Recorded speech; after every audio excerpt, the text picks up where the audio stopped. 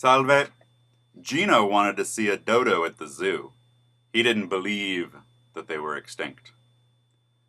As there are present and past tenses in both the indicative and subjunctive moods, there are imperfect and past perfect trapassato tenses in both as well. These are the last two subjunctive tenses that there are in Italian. Let's look at the congiuntivo imperfetto first. The congiuntivo imperfetto is used in all the same situations that trigger the congiuntivo presente, but the verb in the main clause will be in the past or the conditional, as in the translation of the sentence we heard at the top of the lesson.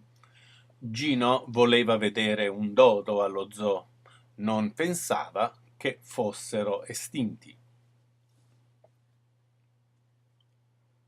The pattern is the same for all three verb conjugations, are, ere, and ire.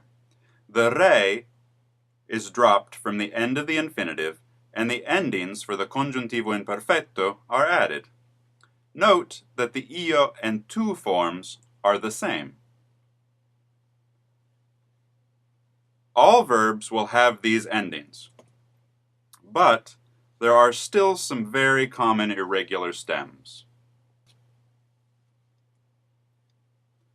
The congiuntivo imperfetto is used in the subordinate clause when the verb in the main clause is in the past tense or the conditional. The congiuntivo imperfetto is used when the action of the subordinate clause takes place simultaneously to or later than the action in the main clause. Pensavo che Gino andasse allo zoo. Vorrei che Gino andasse allo zoo. Now let's look at the congiuntivo trapassato. This tense is used in all the same situations that trigger the congiuntivo passato, but the verb in the main clause will be in the past or the conditional. The congiuntivo trapassato is formed using the imperfect subjunctive of the auxiliary verbs avere or essere and the past participle. The congiuntivo trapassato works similarly to the congiuntivo passato. Consider these examples.